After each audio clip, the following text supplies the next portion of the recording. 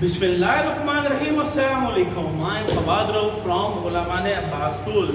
Today we will start a new topic that will make you understand what is exponent. कि exponent क्या होता है और base क्या होती है और क्या difference है exponential form में और radical form में, क्या difference है.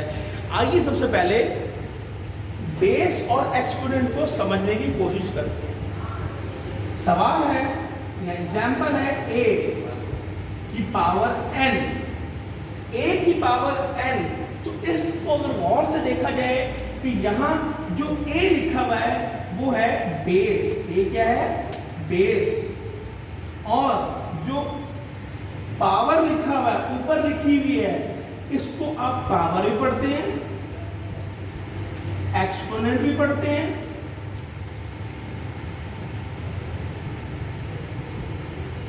और बाज इंडेक्स भी बाज जगह पढ़ा जाता है. वो क्या है? n. तो यहाँ a की पावर n है, बेस क्या है? a बेस है, पावर या एक्सपोनेंट क्या है? n है. एक्सपोनेंट क्या है? n है. तो आपको कुछ क्वेश्चंस हैं जैसे कि आपको जो हमने नोट्स दिए गए हैं उसके अंदर क्वेश्चन नंबर 5 है. क्वेश्चन नंबर 5 के अंदर क्या करना है? क्वेश्चन नंबर 5 के अंदर आपने रेडिकल फॉर्म को एक्सपोनेंशियल फॉर्म में करना है और एक्सपोनेंशियल फॉर्म को रेडिकल फॉर्म में करके दिखाना है.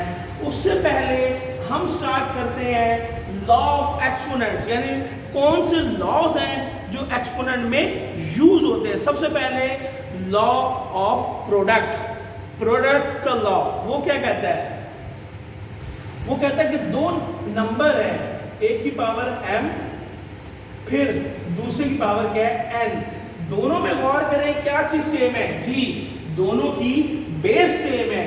जब बेस सेम हो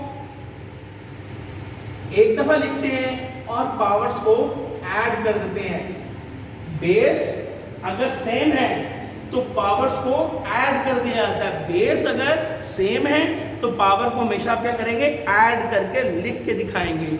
और अगर आपके पास a इंटू b लिखा हुआ है यानी दो अलग नंबर है और उनकी पावर है m, उनकी पावर है m, तो आप ये पावर m दोनों बेसिस के लिए है. a की पावर m और b की पावर भी m की जा सकती है. यानी कि जो पावर थी वो दोनों डिफरेंट बेसिस के ऊपर जा सकती है. अगर ब्रैकेट के बाहर m लिखा है यानी बेस अलग है, पावर सेम है. दूसरे उससे ऊपर वाले पे केस में क्या थी? बेस सेम थी, बेस सेम थी, पावर अलग सी. तो उसमें बेस को एक दफा लिखते हैं और पावर्स को ऐड किया जाता है. अब चलते हैं हम बिगिनिंग वाले पार्ट की तरफ कि अगर कोई बेसिस सेम है, बेस सेम है और बेस सेम है और बेस सेम, पावर डिफरेंट और न्यूमरेटर और डिनोमिनेटर में लिखा गया हो या डिवाइड फॉर्म में लिखा गया हो तो आप उसको कैसे लिख सकते हैं? a m minus n. यानी कि यहाँ पे जो एक्सपोनेंट नीचे, एक्सपोनेंट नीचे क्या होता है? पॉजिटिव. जब ये ऊपर जाता है तो क्या हो जाता है? नेगेटिव. एक्सपोनेंट की पावर क्या होती है? माइनस या नेगेटिव हो जाती है पावर. तो आपने यहाँ जो इम्पोर्टेंट पॉइंट ये है कि इस शेप में भी लिखा जा सकता था और इसको इस तरीके से भी लिख सकते थे कि a m divided by a n.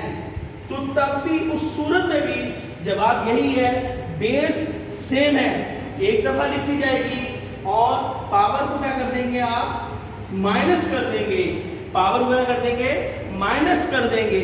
और फिर आपके पास अगर ऐसे ही क्वेश्चन मौजूद हो कि जो नंबर दो है वो a डिवाइडेड बाय b यानी दो नंबर पर डिवाइड हो रहे हो और उनकी पावर एक है, तो पावर अलग अलग करके लिख के दिखा सकते हैं हम. यहां बेस डिफरेंट है, पावर क्या है? सेम है. तो मैंने ये a की पावर भी n बना दी और b की पावर भी मैंने n बना दी। नेक्स्ट है जो हम पढ़ने जा रहे हैं, law of power in exponent. Law of power in exponent के पावर एक्सपोनेंट में किस तरीके से इस्तेमाल होगी, a m और n। अब अगर आप गौर से देखें, यहां इस बेस की ये पूरा नंबर है, यहां पे जो कॉन्सेप्चुअल चीज है वो ये समझने की है, ये पूरा नंबर है, यानी कि इसका मतलब क्या हुआ, m एक कंप्लीट नंबर है, उसकी बेस है, वो बेस है, उसकी एक्सपोनेंट क्या है, n है। am एक पूरा नंबर है, am एक पूरा नंबर है और उसकी एक्सपोनेंट क्या है, n है। तो इस सूरत में ये दोनों जो हैं आपस में मल्टीप्लाई हो जाते हैं, तो मैं लिखूंगा m multiply by n, m multiply by n। याद रखें इसको इस फॉर्म में लिखने का क्या मकसद है, जरा समझिएगा दोबारा, कि am एक नंबर पढ़ा जाएगा इस सूरत में कि ब्रैकेट के बाद जब एक और पावर लिखिए तो ये पूरा एक नंबर पढ़ा जाएगा, यानी ये पूरी बेस है। अब इसमें से ये एक्सपोनेंट और ये बेस नहीं है इस सूरत में, लेकिन अगर इस तरह लिखा जाए तो ये बेस है, ये एक्सपोनेंट है। यहाँ फर्क क्या है, यहाँ एक ब्रैकेट डली हुई है, उसके ऊपर फिर पावर लगी हुई है, तो इसका मतलब हुआ ये क्या है, एक्सपोनेंट, ये n है एक्सपोनेंट, और a की पावर n क्या है, बेस है जी। ये डिफरेंस है, याद रखिएगा, बड़ा एक एमसीक्यू का क्वेश्चन आता है कि क्या है, तो ये आपने इसको बड़े अच्छे तरीके से समझना और अंडरस्टैंड करने की कोशिश करनी है, ठीक है।